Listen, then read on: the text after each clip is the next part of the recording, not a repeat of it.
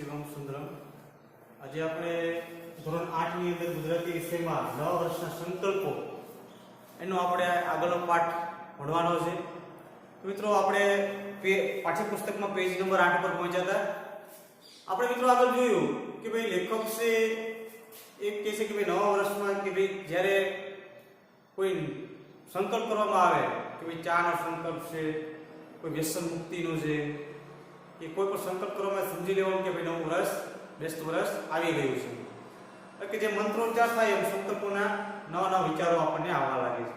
લેખકે પણ વહેલા ઉઠવાનો નિયમ સંકલ્પ કરેલો, પણ લેખકનો એ વહેલા ઉઠવાનો સંકલ્પ છે એ ટકી શક્યો નહીં, એ આપણે આગળ જોયું.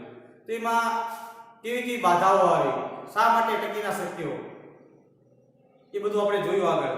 તો પેજ નંબર 8 ઉપર બેસતા વર્ષને દિવસે ઉત્સાહમાં આવી જઈને કરેલા મોટા ભાગના સંકલ્પોની આ જ ગતિ થાય છે. કે ભાઈ બેસતા વર્ષ દિવસે ઉત્સાહમાં આવી મોટા ભાગના સંકલ્પો આપણે કરીએ છીએ, મોટા ભાગે એની આવી જ સ્થિતિ થતી હોય છે કે ભાઈ એ ટકી શકતા નથી. એક જણે દિવાળીની રાતથી ચા છોડી દીધેલી, એમનો સંકલ્પ ઝીલો પણ થયો. એક અઠવાડિયું, 2 અઠવાડિયા, 3 અઠવાડિયા એમને ચા ન પીધી, તે ન જ પીધી. તો કે એક ભાઈએ દિવાળીની રાતથી ચા છોડી દીધી, સંકલ્પ કરી લીધો કોઈ ચા ન પીવી.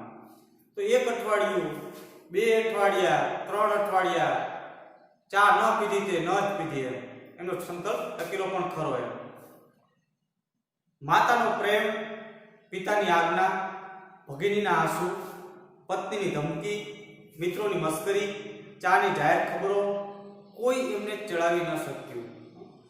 ચડાવી ન શકવું એટલે કે મન વિચલિત ન કરી શકવું. એમ તો કે જો તમે આ તો એ કંઈ થોડું કઈ અગત્યનું છે, તેમ છતાં લેખકે હસાવવા માટે, હાસ્ય નિરૂપણ કરવા માટે એમને આવા શબ્દો વાપર્યા છે કે માતાનો પ્રેમ, પિતાની આજ્ઞા, ભગીની એટલે કે બહેનના આંસુ, પત્નીની ધમકી, મિત્રોની મસ્કરી, કે ભાઈ ચાની જાહેર ખબરો કોઈ પણ એમના સંકલ્પને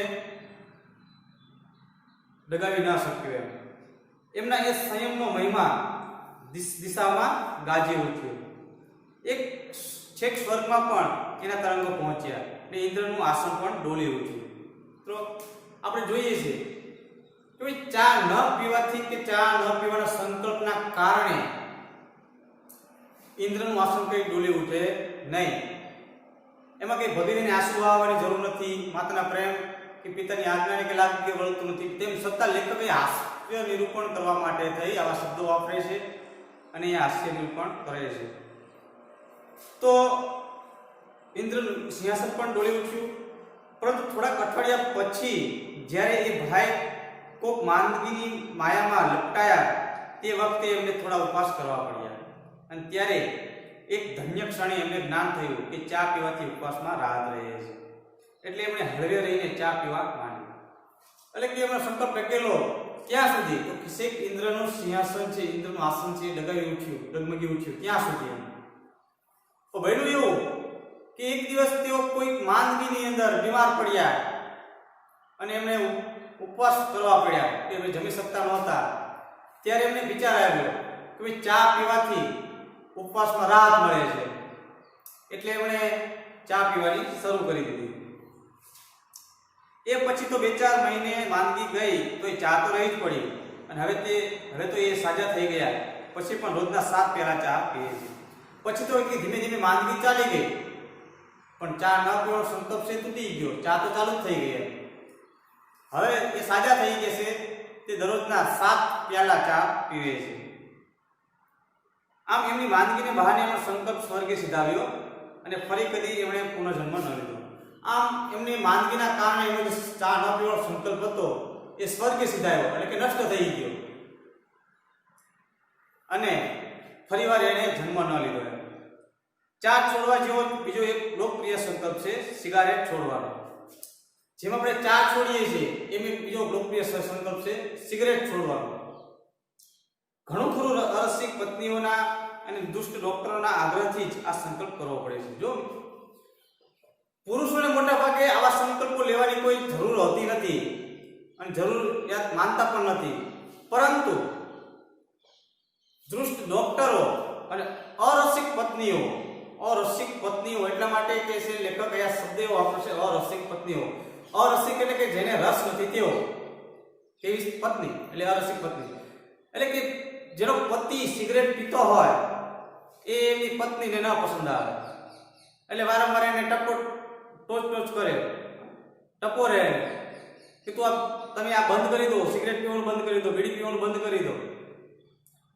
અને એના કારણે વારંવાર ઘરમાં ટચરો થતી હોય, ઝઘડાઓ થતા હોય, પતિ પત્ની વચ્ચે સંઘર્ષ થતો હોય અને આખરે કંટાળીને પુરુષ સિગરેટ બંધ કરી દે અથવા તો છાનામાના પીએ પત્નીથી. અથવા તો એવું પણ બની શકે ડોક્ટરો કંઈક એવું કહી દે કે ભાઈ તમને આ સિગરેટના કારણે કે બીડીના કારણે આ બીમારી થઈ છે, જો તમે સિગરેટ કે બીડી પીવાનું ચાલુ રાખશો તો તમને ગંભીર બીમારી થશે, મૃત્યુ પણ થશે. તો એ ડરના કારણે પણ ઘણીવાર પુરુષોને આ સંકલ્પ લેવો પડતો હોય છે. પણ અમરપટો તો ભાઈ કોણ લખાવીને આવ્યું છે? સિગરેટના ધુમાડાની જેમ આવા સંકલ્પને પણ વેરાઈ જતા વાર નથી લાગતી.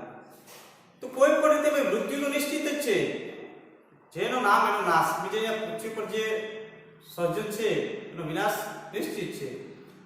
તો તમે સિગરેટ પીવો કે ન પીવો, બાકી તમારું મૃત્યુ તો નિશ્ચિત જ છે. કોઈ અમરપાટો લખાવીને આવ્યો નથી.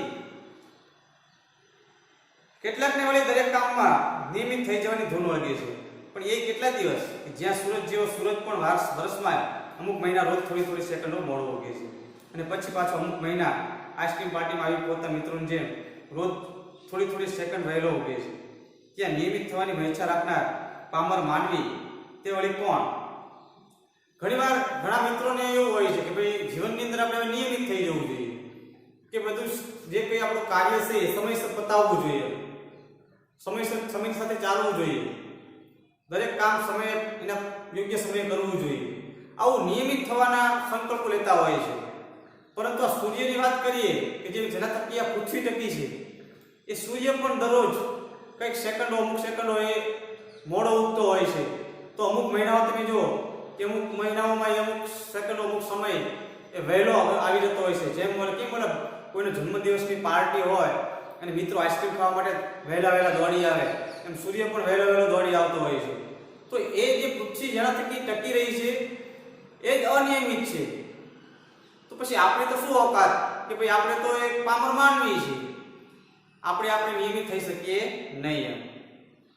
હા, કેટલાક મહાપુરુષો નિયમિત બની શક્યા છે ખરા, પણ એ લોકો નિયમિત છે એટલે મેં મહાપુરુષ નથી થયા, પણ મહાપુરુષ છે એટલે નિયમિત થઈ શક્યા છે. જો લેખક અહીંયા આખો અર્થ અવળો કહે છે. હા, કેટલાક મહાપુરુષો નિયમિત થઈ શક્યા છે ખરા, પણ એ નિયમિત છે એટલે મહાપુરુષ થયા છે એવું નથી, પરંતુ એ મહાપુરુષ છે ને એટલા માટે એ નિયમિત થયા છે. અહીંયા આપણને શું આવી જાય કે ખરેખર તો આપણે નિયમિત હોઈએ તો મહાપુરુષ બની શકીએ. તો લેખક એમ કહે છે કે ના, નિયમિત છે એટલે મહાપુરુષ બન્યા છે એવું નથી, પણ મહાપુરુષ છે એટલે નિયમિત બન્યા છે કે મહાપુરુષ છે યથાવત રહી શકે.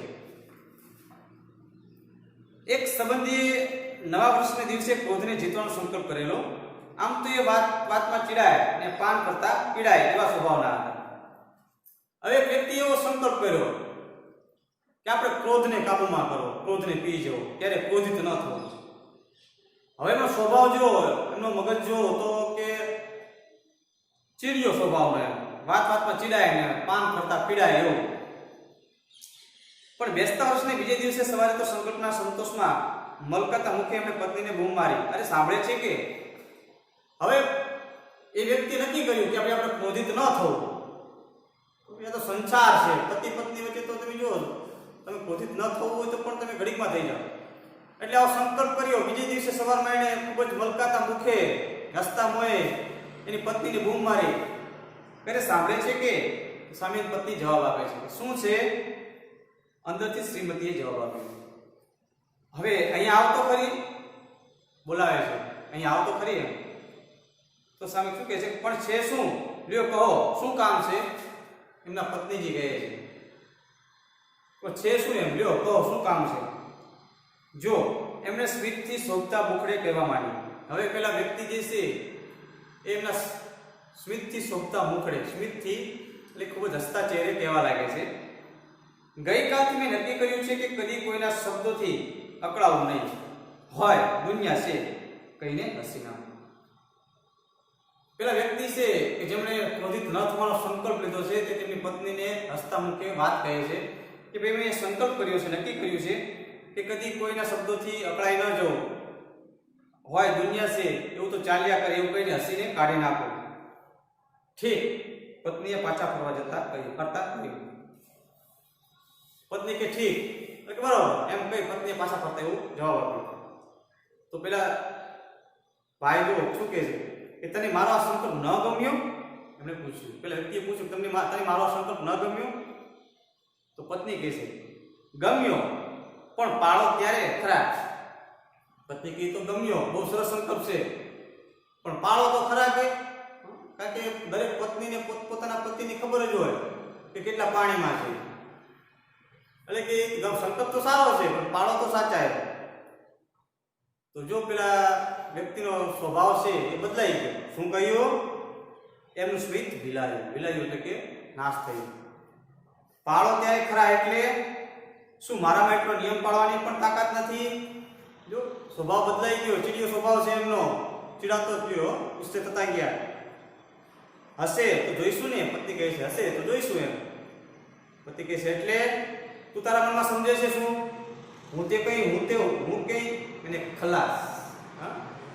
ક્રોધિત ન થવાનો જે સંકલ્પ હતો ત્યાં નષ્ટ થઈ ગયો અને પેલા ભાઈ છે એ ક્રોધિત થઈ ગયા. એન્જિન બગડ્યું, મિજાજ છટક્યો, એ તો આખી સોસાયટી ગજવતા જતા હતા. ત્યાં એમના શ્રીમંતીએ એમને યાદ કરાવ્યું કે એમનો સંકલ્પ એમણે ત્યાં જ તોડ્યો હતો. ત્યારે જ માંડ શાંત પડ્યા. એટલા બધા ગરમ થઈ ગયા, ક્રોધિત થઈ ગયા કે આખી સોસાયટી ગજવી મૂકી. ત્યારે એમના પત્નીએ એમને યાદ અપાવ્યું કે ભાઈ તમે ક્રોધિત ન થવાનો સંકલ્પ કર્યો હતો એ ક્યાંય ગયો? ત્યારે એ ભાઈ શાંત પડ્યા. તો એ મિત્રો આપણે રાખીએ. હવે પછીનો જે પાઠ છે એ આપણે નેક્સ્ટ વિડીયોમાં ભણીશું.